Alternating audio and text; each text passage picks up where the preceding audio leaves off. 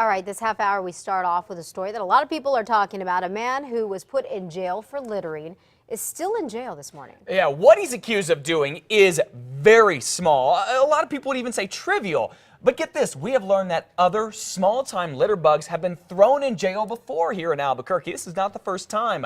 Brandon Amergay here was arrested a week ago, accused of tossing a lit cigarette just like this into the middle of Broadway near Lomas. Since 2012, at least 7 other people have also been booked into the MDC on littering charges, minor littering charges, mind you. A majority of them had a history of behavioral health or substance abuse problems, and police say that is putting officers in a very tough position. We have APD on the front line of our behavioral health problem, and MDC is right there with them. That was County Commissioner Wayne Johnson. Littering, so you know, is a petty misdemeanor, and it can get you sent to jail for 6 months if you're convicted.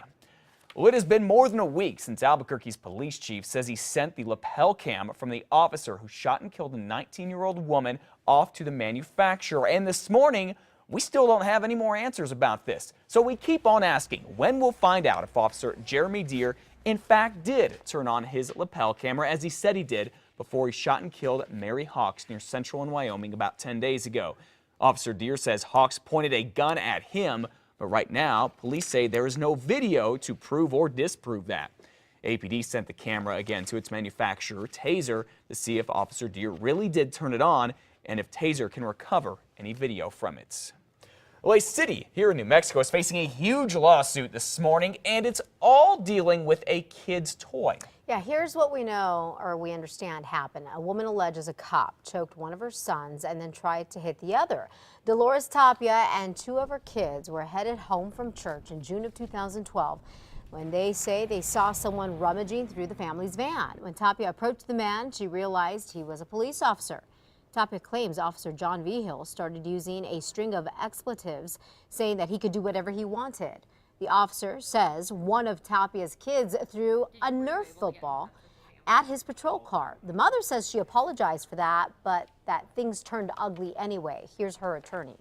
At one point, the officer gets so worked up, so agitated, so completely emotional, out of control, that he grabs one of the young children by the neck and lifts him up to the point where the child's feet are off the ground.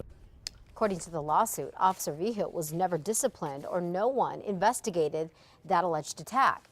He was let go from the Espanola Police Department a year later for failing to get a law enforcement certification within the proper time frame. School's out till Monday for students who got attacked by a nasty stomach virus at a charter school in northeast Albuquerque. The 21st Century Public Academy thinks it's dealing with an outbreak of norovirus. About 100 students called in sick or went home early on Wednesday with some bad stomach problems. Cleaning crews were hard at it sanitizing the school yesterday, but it won't be ready in time for classes today, so kids and staff will go back on Monday. A lab's doing tests to confirm that norovirus caused all of this.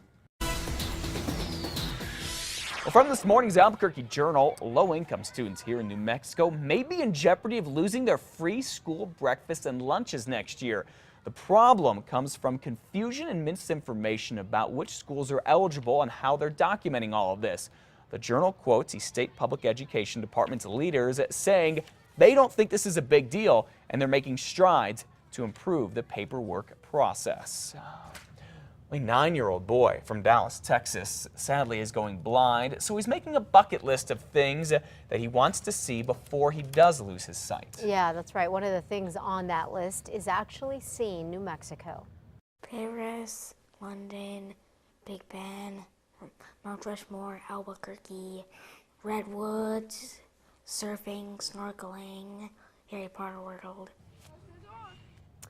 Ben Pierce was born more than 4 months early. So tiny, his eyelids were still fused shut. Despite the odds, Ben is healthy, but does have some issues with his eyes. I just don't want to be blind. So let him see the mountains and let him see the ocean and take him to see, animals so that he can describe it better when he doesn't have the ability to see it. Ben's brothers and sisters are helping with fundraisers. So why Albuquerque? Why does Ben want to see Albuquerque? It's not the balloon fiesta. It's because of Weird Al's song about Albuquerque. The video to the song is a YouTube sensation. He also says he wants to see the Carlsbad Caverns to store the beauty of the caves in his memory banks, he says. And it's certainly hard to argue with that. Wish the best for him. Yeah, kind of brings a tear to your eye in the morning. Hopefully doctors maybe can fix something with him. You hear stories about kids who go above and beyond in the classroom all the time. But I'll tell you, this morning we want to share one girl's story with you, and it really takes the cake. And get this, she's not the only one in her family exceeding expectations. A lot more than learning is going on here inside the Sam's Academy. Of course, there's some web surfing, plus the usual reading, writing, and arithmetic, but there's also history being made here with this young lady, Kelly Watson. I wanted to have a shocker on my resume so that I don't really have to fight for jobs in the job market because it is tough. Well, Kelly's shocker is a big one because she's about to graduate from C&M with a degree in fine arts and another degree in liberal arts. Oh yeah, and did I mention Kelly hasn't even graduated from Sam's Academy yet. That's her high school. I just kept pushing myself because I knew I could do it. It was really hard.